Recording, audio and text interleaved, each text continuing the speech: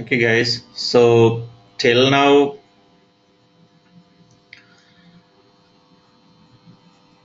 we have covered project preparation and business blueprint. We are talking about project phase. So as we know, like project phases, five phases are there: project preparation, business blueprint, realization, final preparation, go live, and support. So out of five, like first and second phase are covered. Now we'll start from third phase. What is happening in third phase? So that is called a realization phase. In first phase, what is happening? Project manager is going to decide the team size and team member, and then project goals and objective. In the sense, like he'll be planning for the project planning, and the third thing is like kickoff meeting is going to be taking place. In second phase, generally, whatever the documents are there, that will be prepared as is to be, and finally blueprint document will be prepared with a discussion with the clients and all, and a sign off will be taken place. Once the blueprint will get sign off, and or else once the blueprint got signed, it means client has given the final approval, and then we are moving for the further phase, in the sense next phase. So the third phase is called realization phase. Now in this phase, what activity we are going to perform, that I'll explain. Generally, in realization phase, we are going to start configuration. In the sense, like till now, guys, whatever activities were performed, those activities were like on a piece of paper itself. We were say for example, it was like a kind of planning we were making, like what activity we have to perform and other things. So these all things we were drawing, our whatever this future activities were there on a piece of paper. But now it's time to materialize these all things. It's time to map these all activity in SAP. So how we are going to map these all activity in SAP? With the help of configuration. Certain configuration we have to do in SAP. So we have to start the practical session. In the sense, till now we have a discussions and we have drawn each and everything on a paper, and now as per that, whatever things we have committed to deliver to the client, these all things we have to configure and we have to deliver. So the first activity we are going to do, configuration. If you talk about configuration, once I start your practical session, then entire session will be based on configuration itself. So you are going to be very much comfortable in configurations and all. What to configure, how to configure, the next entire session will be there on that itself. Now,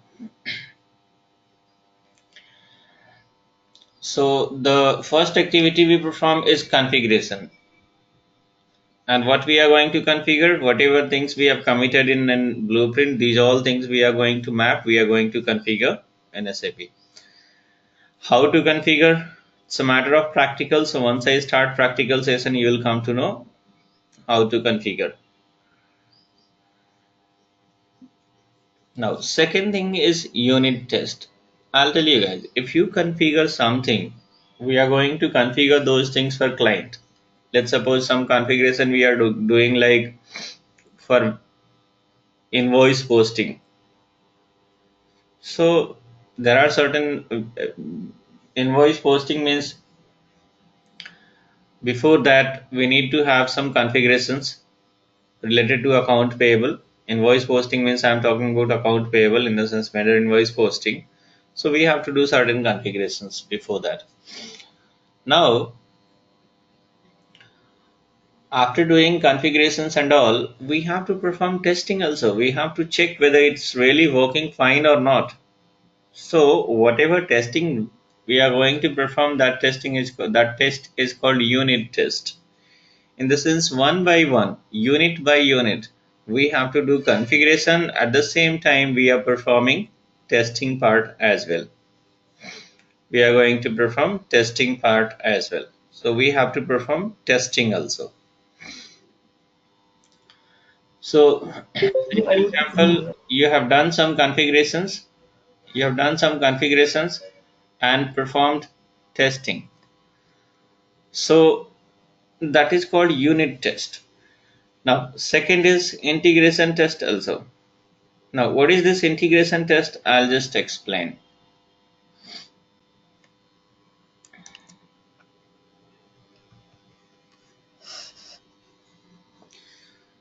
So, integration test means, guys, there are certain, I'll just explain here. Okay, integration test means there are certain process in which two or more than two modules are involved. Generally, two modules are involved. That process name will be P, let's suppose P2P process.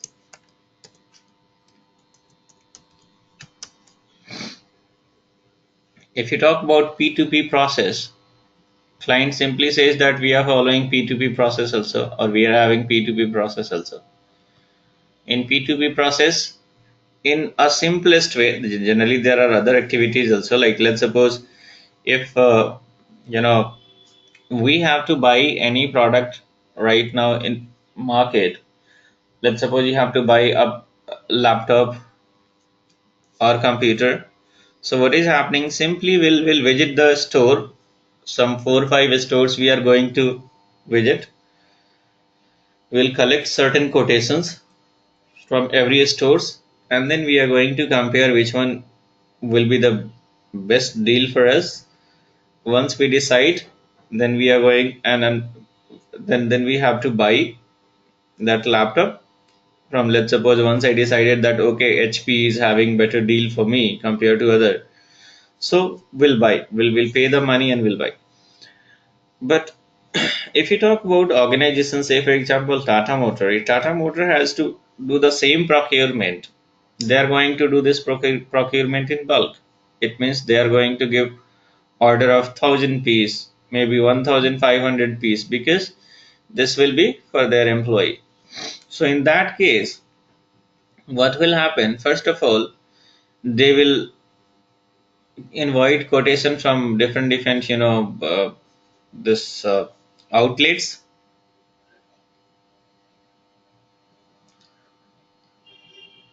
different outlets.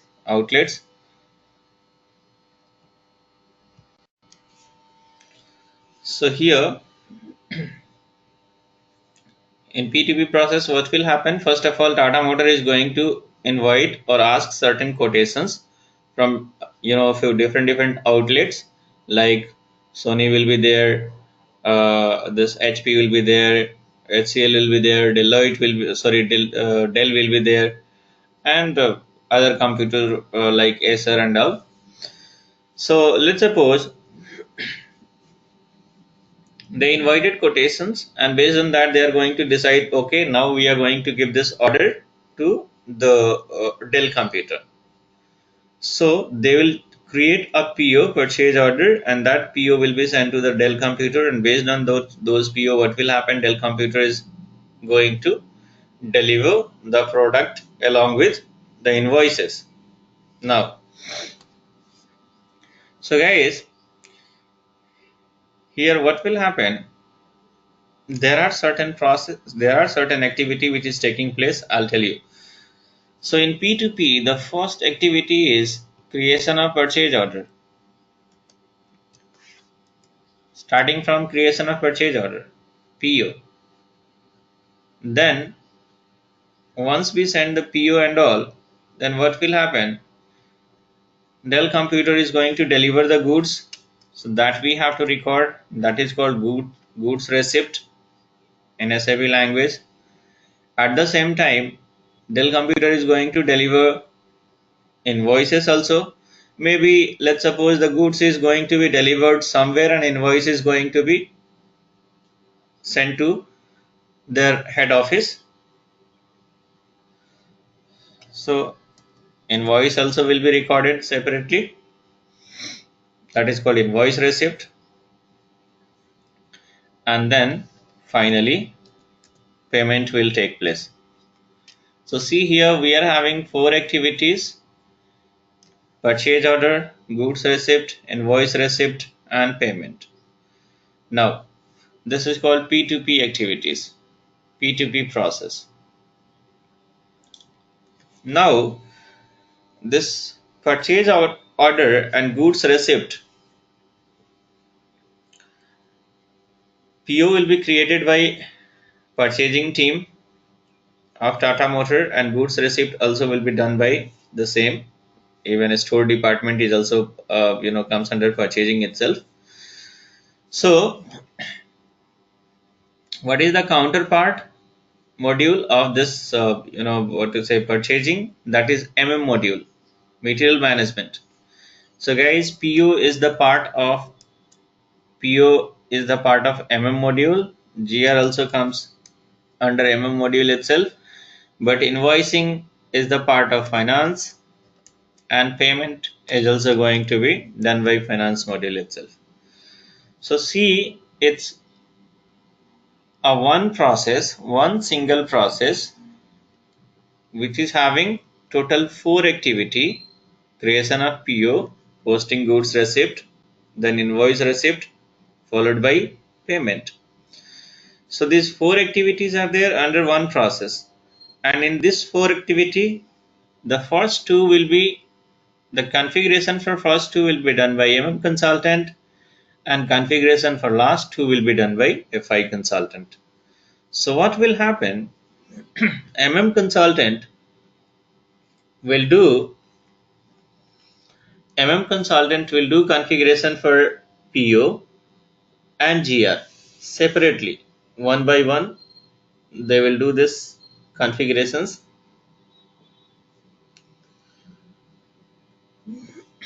One by one, what will happen? They will do the configuration, and they are going to perform testing also. So just try to understand, guys. I'll tell you here. So what will happen if consultant, first he is going to do certain configuration and he is going to create a purchase order.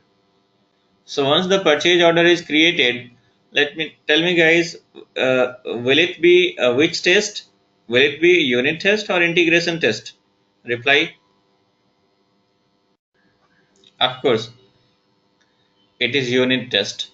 Why? Because individually he has done this configuration. First of all he has done some configurations and tested purchase order.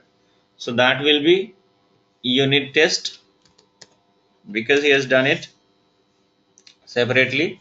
Second time, once again he has done something, some more configurations he has added, and then he posted a goods receipt also. That will be a separate UT. Likewise, if FI consultant also has done certain configuration and he posted invoice, and then payment also separately. So these all individual activity, they are going to individual configuration they have done individually, and then they have tested these all things individually, unit wise. So this will be a unit test. But what will happen now? They have to perform this testing together in a flow, in the sense, first of all, consultant. Now once they tested all these four activity individually, unit wise, one by one, then consultant find, he's confirmed that okay, I'm able to create PO, I'm able to post goods receipt also. FI consultant has also done their testing, that invoice receipt and payment also he or she is able to post. So now they are going to sit together. Okay. Now both consultants are going to sit together, and then they will perform this testing in a flow. In the sense, consultant will create a purchase order. With reference to that PO, they are going to post a goods receipt. With the reference of same PO, FI consultant is going to post invoice receipt. Okay, and then finally is going to release the payment. So once this activity is done in a flow, then this testing is called integration test. Integration test means, guys, here there is integration of two module, involvement of two module, and FI. In the same way, we are having order to cash process also. That is the part of sales. This is the part of purchase. So order to cash, in that billings and other things will be there. Okay, once I teach you guys FISD integration, that time I'll let you know. I'll give you a detailed explanation about that. So right now I have just explained P2P process. Why? Because I have to make you understand integration test. So what is this integration test? Integration test means the test which consists of, or which involve two or more than two modules. So here if you talk about P2P process, that is called integration. That is the part of integration test where these four activities are there. So the configuration need to be done, and testing also will be done or need to be done. So once the configuration is done, they are going to perform this testing part in a flow. And once this is done, in the sense, once they are able to generate PO, they are able to post goods receipt, invoice receipt, and finally payment is generated, it means this integration test has been, that is finished successfully. So once the integration test is finished, then what is happening? Till now we have done all the configuration, all unit test has been confirmed, in the sense that is performed, and integration test also we have done. So whatever configuration and testing part is there, this everything is finished from our side. It means we have done with the realization phase. In the sense, in realization phase, now we have done all the activity, configuration we have done, and testing part also we have done. In the sense, we have whatever the things we have committed uh, in blueprint, these all configurations mapping we have done in SAP, and we also tested also, that is working fine. So once this testing part is completed, then we are going to move to the next phase, that is called final preparation phase.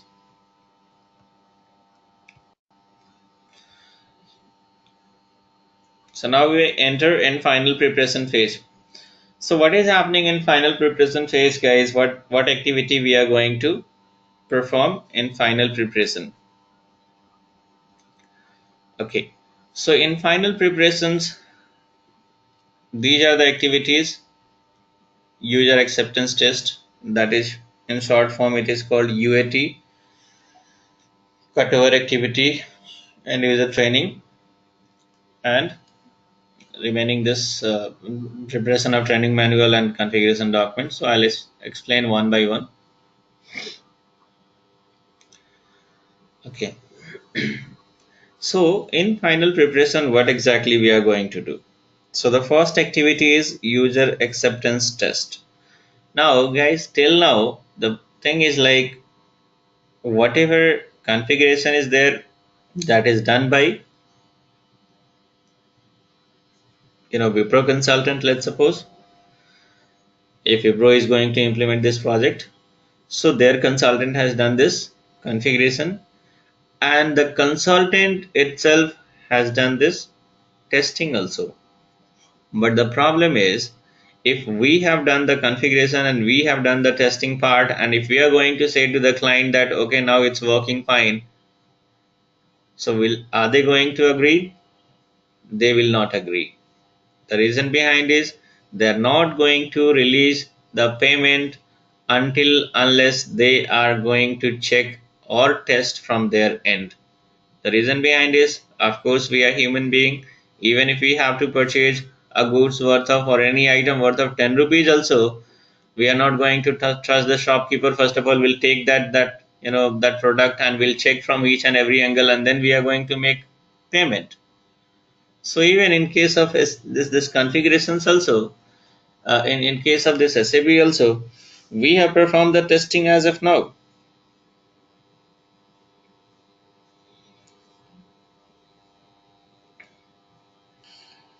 So what will happen?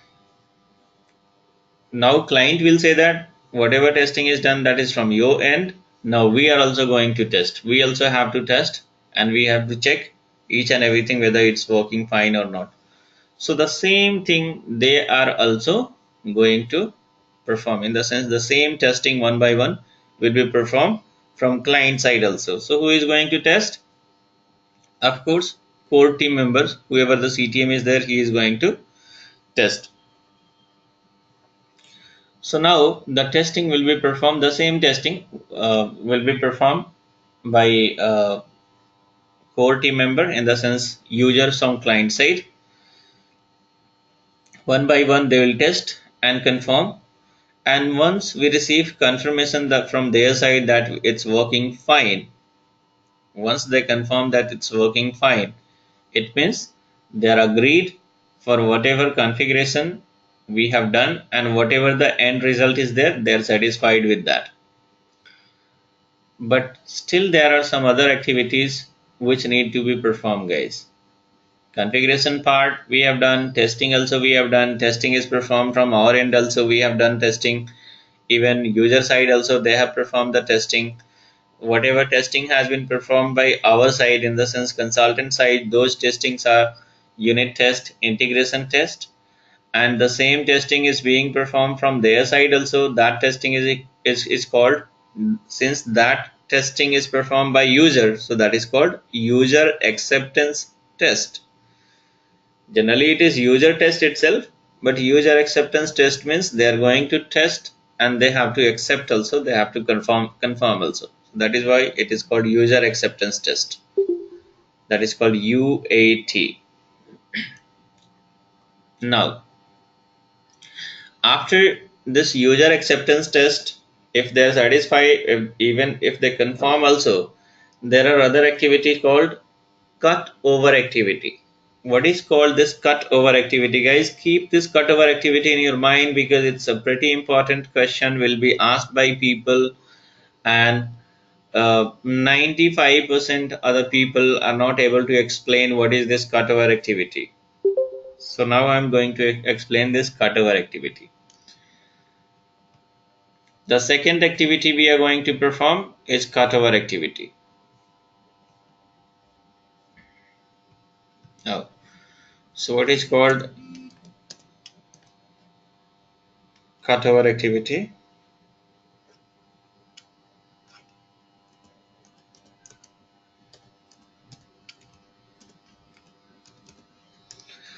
Generally, cutover activity, guys,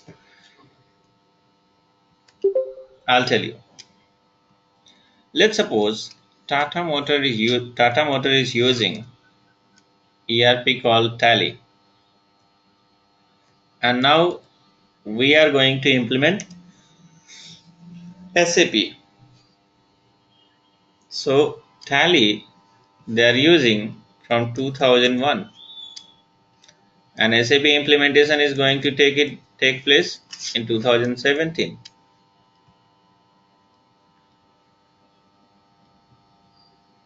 Tally they are using in from 2001, and SAP we are going to use, we are going to implement from 2007 in 2017, and maybe in August, September, October, or any particular month go live will happen.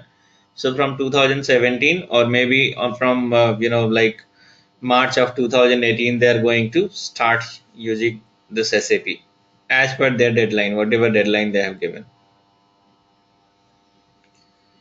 So let's suppose from 2017 itself they are going to start this SAP. So if they are going to start SAP from 2017, this SAP will be quite blank, in the sense there is no any previous transactions available in SAP. Now they have to enter all these details, like fresh details they are going to enter. But the problem is, if they want to see certain comparison report, certain types of comparison report, then what will happen? Comparison report in the sense, like let's suppose their total expenses or total revenue. If they have to see, like, what is the percentage growth in their revenue, how they are going to get this growth? Because in SAP, previous datas are not available. Previous datas are there in Tally. So this comparison is not possible. Percentage growth we can calculate only if we are having data belongs to the previous years. That's how we can say, like in 2010, let's suppose this much. Let's suppose in 2010, say for example, I'm going to compare from 2010, then their total revenue was 100 million. Then in 2011, it is 110 billion. Likewise, you know, likewise here, every year there will be certain increments and all. So likewise in 2016, they are having, let's suppose, 150 million, and 2017, once they started SAP, they will be having 160 million. So how they are going to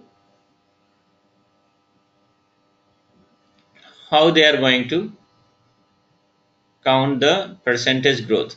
The percentage growth in terms of revenue, they can count only if they are having this previous data.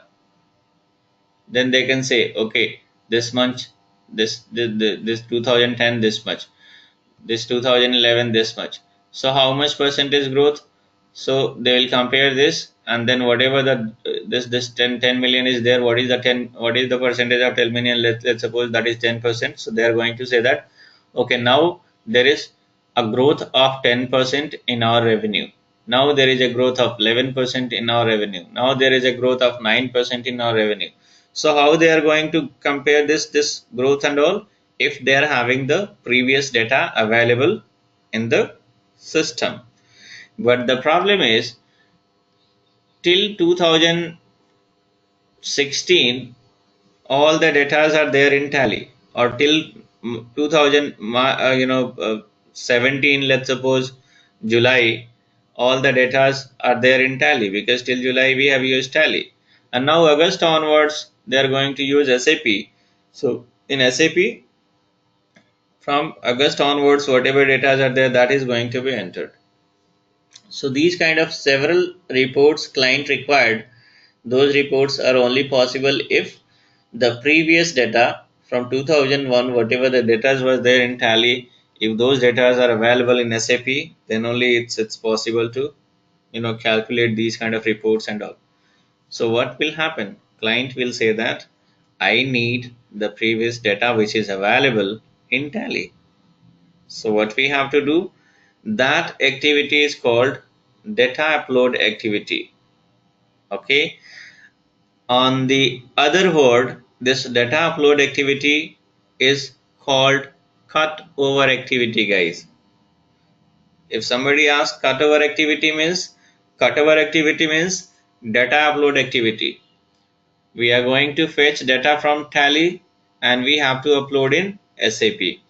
So guys, Tally in the sense whatever this Tally become old ERP and SAP is new ERP. So whatever the old ERP is there, that is called legacy system. The old ERP will be called legacy system. Okay. So Tally is called legacy system. Now what will happen? So in cutover activity, generally cutover activity is nothing but a data upload activity where we have to fetch data from legacy system and going to upload in SAP system. It's pretty simple.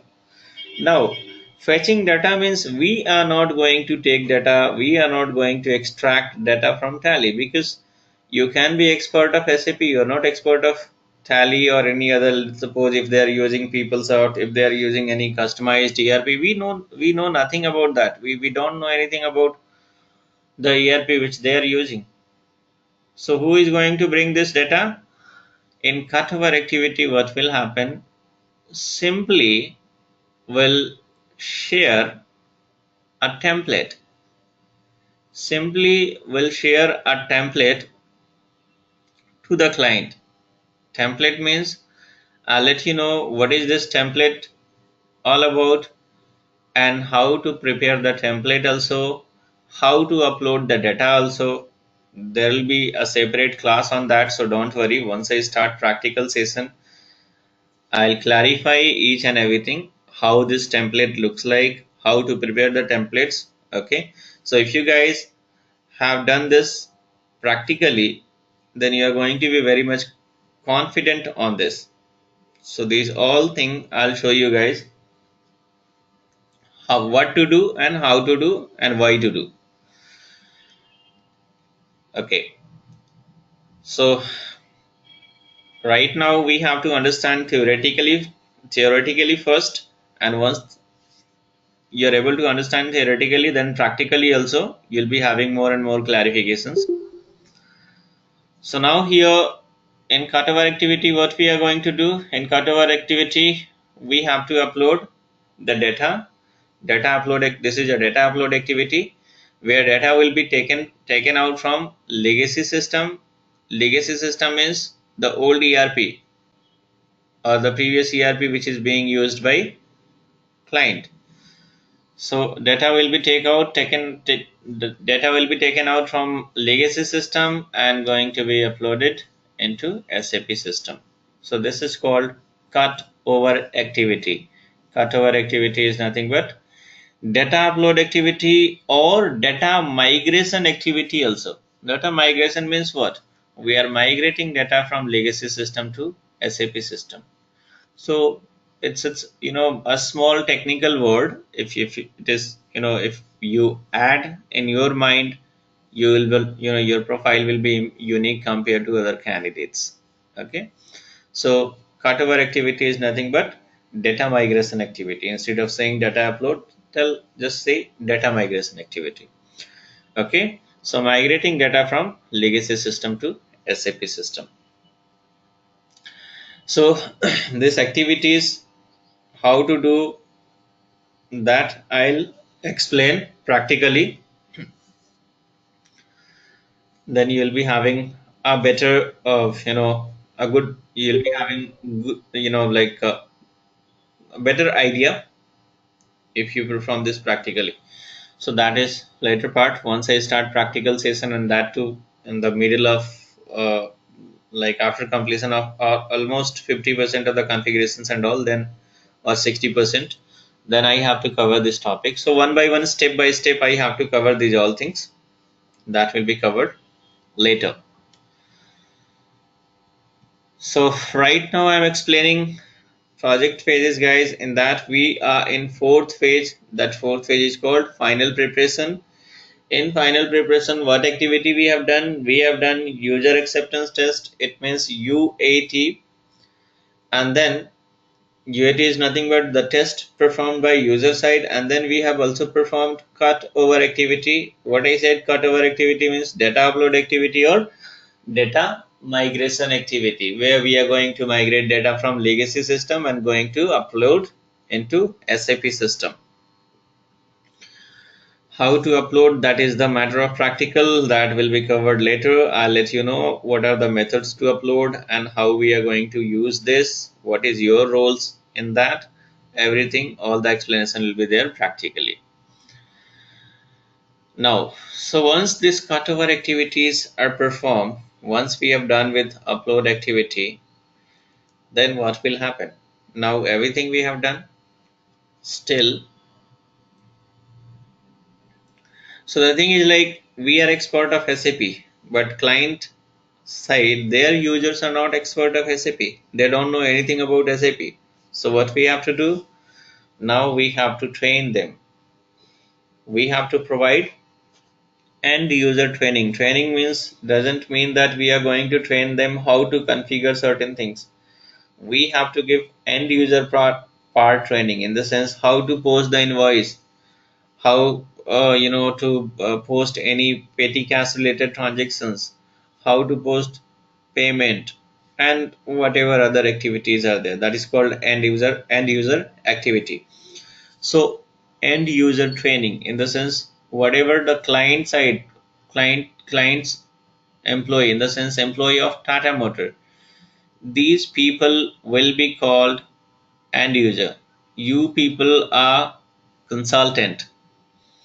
So end user training means employee of Tata Motor. Of course, we have to train them. We have to make them understand how to use this SAP.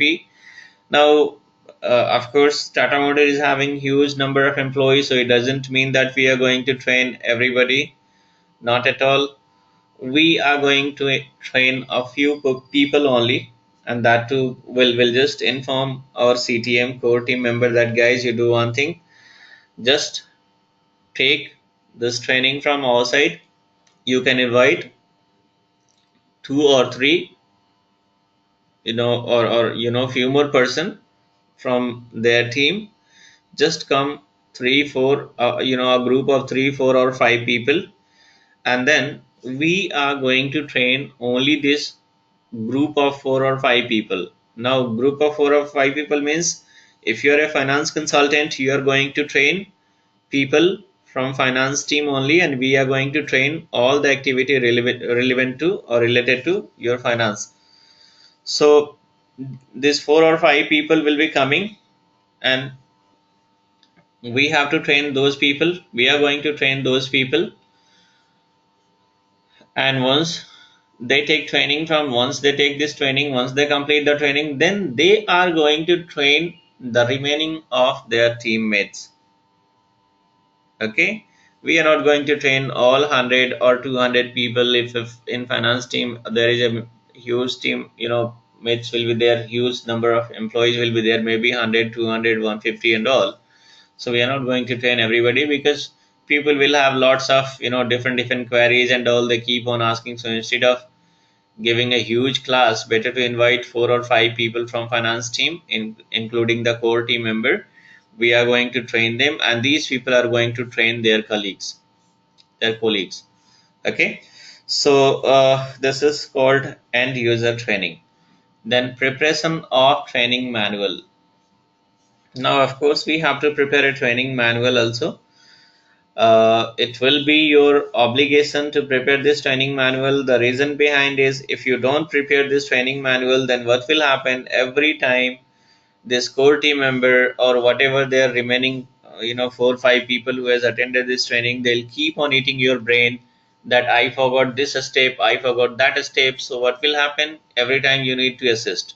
So instead of being tortured by their calls and all, it's better to prepare a training manual and hand over them. So that what will happen, we have given them training and we have also handed over a training manual. If they are having any further queries and all, then what they have to do, will simply say that yeah, you do one thing, just refer this training manual, because already we have given a document also. In that step by step all the details are there. Okay, and then at last, configuration document. Configuration document, what will happen in configuration document, generally there will be a requirement from client side that Guys, whatever things you have configured, just prepare a document and hand it over to us. Because I'll tell you guys, this may be asked by clients. Sometimes they may not ask, but most likely everybody asks for this configuration document. What will happen? Clients are also very clever. Sometimes they will think, okay, just ask for this configuration document, what they have configured and how they are configured. Whenever in future, whenever their employees are having time, they will also try to refer this document and they'll try to learn something. If their employee got some better ideas and better knowledge and all, that is going to be beneficial for them. Maybe in future, if they are looking for support from any IT companies, because once they started using SAP, it doesn't mean that they are going to use this independently. After that also they need support from any IT company, because post implementation, if error in any error or any problem is going to take place, then who is going to help at that point of time? They are not the expert. So that's what they'll say, that you share the configuration document also. Their employee, maybe they'll refer or they'll do something later, whatever. So the thing is, we have to prepare a configuration document. But most likely, guys, the document, it's a very simple document we are going to prepare, and that too, we are not going to maintain the flow, in the sense like sequence we are not going to maintain. Generally everybody do like this, because simply we'll take the screenshot and small explanations we'll give, and then we are going to hand it over to the client. So even if the referrals, they are not going to understand anything. Okay, so once again they need our help. After go live also they'll need our help, they'll need our assistance. So for that, again, they are going to sign another contract, that is called support. Okay, so that I'll explain in the next slide. So configuration document means, till now whatever configuration we have done, we'll prepare a simple document, and that also we have to hand over to the client. So now guys, whatever the activities were there here, user acceptance test, cutover activity, end user training, and preparation of this training manual document and configuration document, and we have handed over also. It means we have given our final touch to the project. All the final activities were there, we have performed, and now SAP is completely ready to use. So the moment we have performed these all activity, we have done with the fourth phase, and now we are going to enter to the last phase, that is called go live and support. So nothing will happen. There will be a date which is already announced initially itself, that on so and so date client wants SAP should be, they want SAP to be, that SAP should be ready to use. So before 2-3 days itself, we have done with our all activities. Now we are going to wait for that date, and on that particular date, system is ready to be used. So that particular date is called go live date. From that date onwards, people are going to use SAP. Now, whatever their legacy system, in the sense previous ERP, so-called Tally or Oracle or PeopleSoft, whatever is there, these all are going to be the part of history, and SAP, from that date onwards, they're going to start SAP. So that is called go live. So go live will be done on a particular date, and from that date onwards, people will start using SAP.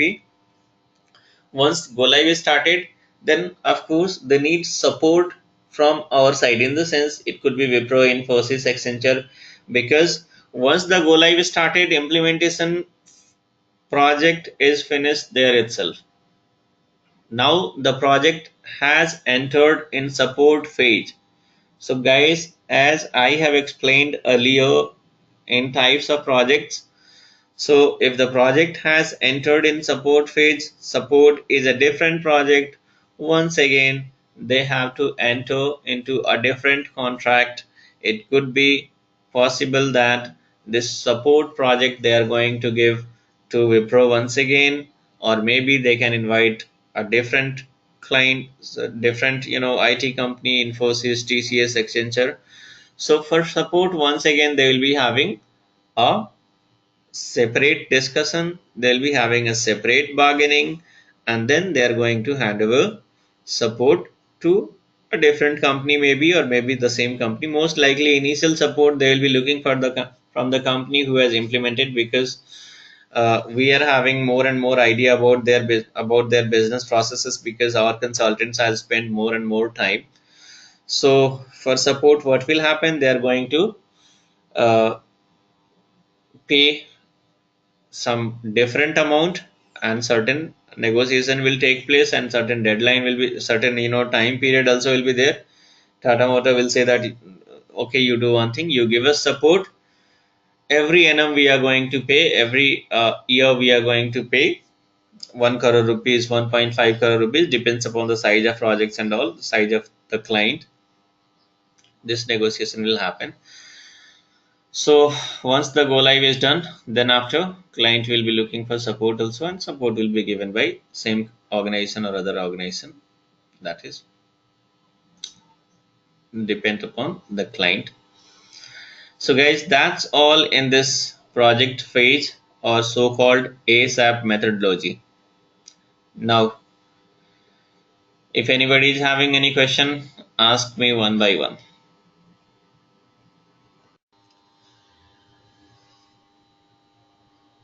Okay, the first question is, blueprint is made on or before go live? I'll tell you guys, that's what I said, that we are going to perform activities phase wise. So whenever we enter, like the first phase, it's going to be over at kickoff meeting. So once the kickoff meeting is done, then we are going to enter in blueprint phase. So in this phase itself, we have to prepare this blueprint. So of course, before go live itself, yeah, go live is like, once we prepare blueprint, still we will be having around 4-5 months for go live date. So long before of go live, we have to prepare this blueprint, and we have to get this what sign off. Because if you don't have, the blueprint is not approved, then based on what we are going to configure, what activity we have to map. Of course, based on blueprint itself, we are going to configure all those things, whatever we have committed in blueprint. So whatever things we have committed, first of all, in blueprint, we have to show these all documents, blueprint documents to the client, that see, these are the things we are going to deliver to you. Now you give your agreement, in the sense, are you agreed? Just see this blueprint document, and if you feel that, okay, whatever things we have specified, this is going to meet your requirement, then only they'll agree. And once they agreed, they have to give the sign up. So of course, blueprint will be made long before go live. Okay, that will be in the second phase, blueprint phase itself. We have to prepare, and we have to get the sign off also.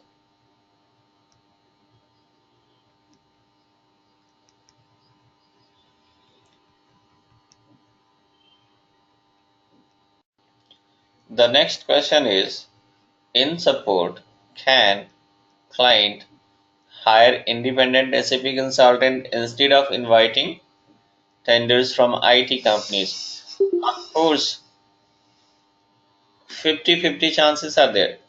So guys, I'll tell you. The thing is, like, as long as Tata Motor is new for this SAP, maybe initial first year, second year, third year, fourth year, they are going to take support from any IT company. But what will happen after 4 year, after 5 years, even they will be also having lots of idea. They'll be having lots of ideas and all. So now their management will decide that, here, instead of spending huge and huge amount on this support, why not to make our in-house support team? Why not to construct our in-house support team?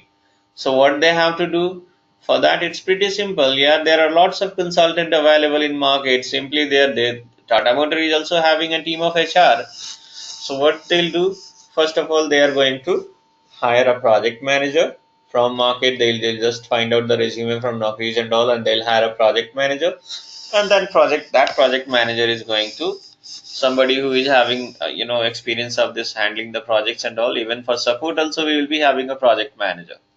Manager's requirement will be everywhere, guys. Without leader it's impossible to handle the team. So they will hire a project manager, they will hire a senior consultant, anybody, and that person is going to construct his team. So they can outsource the consultant, and they can prepare their in-house team. So most likely, almost all big companies, so many big companies are having their own in-house support team. Okay, like Colgate is there, you'll be having Videocon, you'll be having Panasonic. Reliance is also having their own support team. So of course they can hire consultant on their payroll, and they can construct their own support team. That is called in-house support. That is called in-house support, and whatever team is there, that is called in-house support team.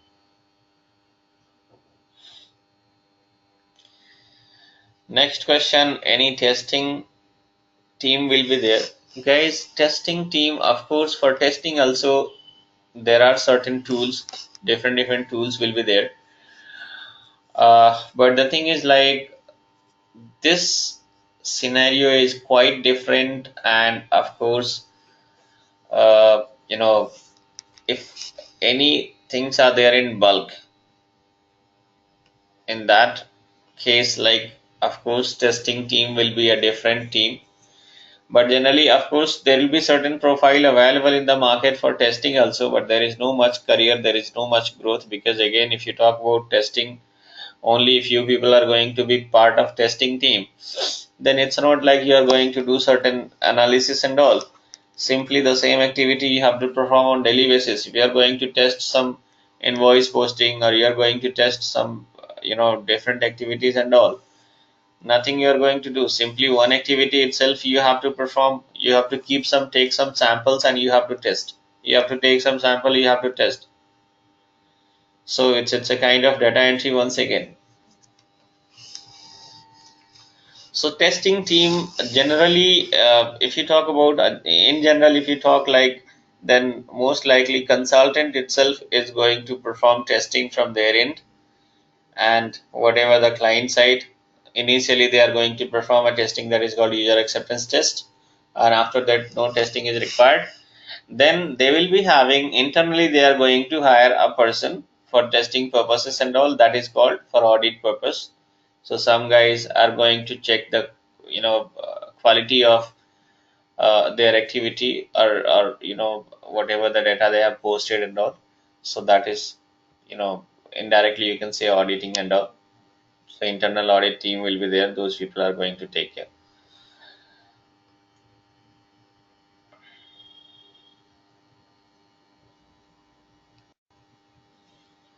Okay, so the next question is blueprint. They'll provide the requirement of the business. Of course, blueprint consists of requirement of the business, whatever the client requirements are there, those all things will be there. Whatever their existing processes are there, these all things, whatever the things they required, these all things we are going to specify in blueprint, guys. And based on blueprint itself, we are going to do the configuration. Whatever deliverables are there, those only we are going to configure. Okay, so it's pretty simple to understand. Whatever deliverables are there, those we are going to configure. And what those deliverables are there, those deliverables we have specified in the blueprint. So we have to follow the blueprint.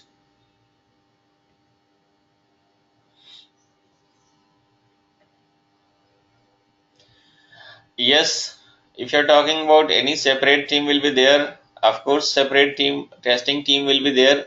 That is a quite different profile, guys, and there will be certain different cases that I'll explain you guys. Certain topics are there in future. Once I cover those topics, then I'll explain in which cases separate testing team requirement will be there. because if I explain it will take lots of time.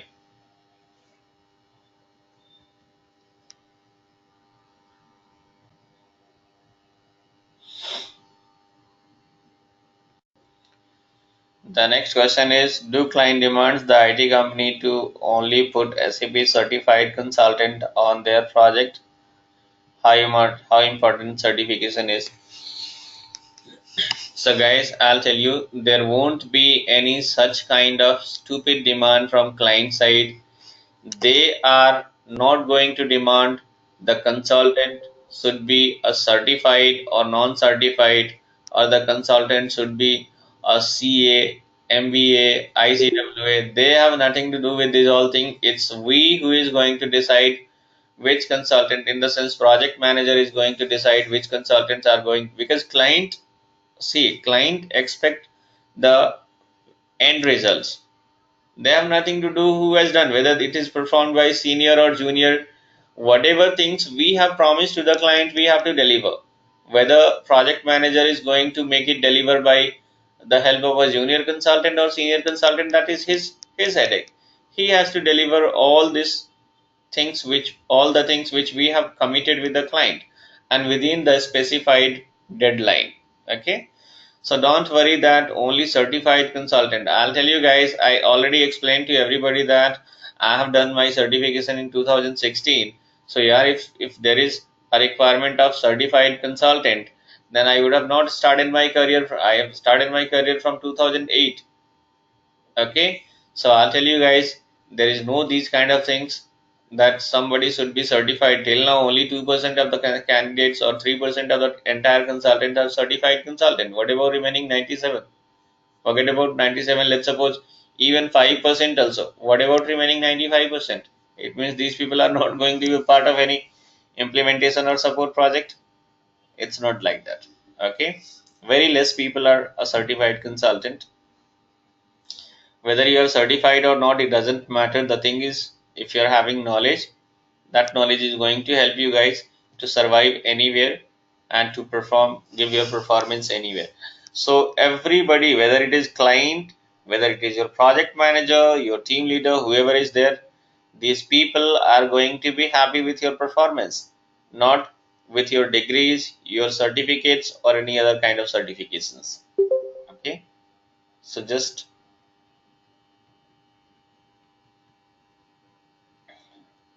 the certifications are not required, guys.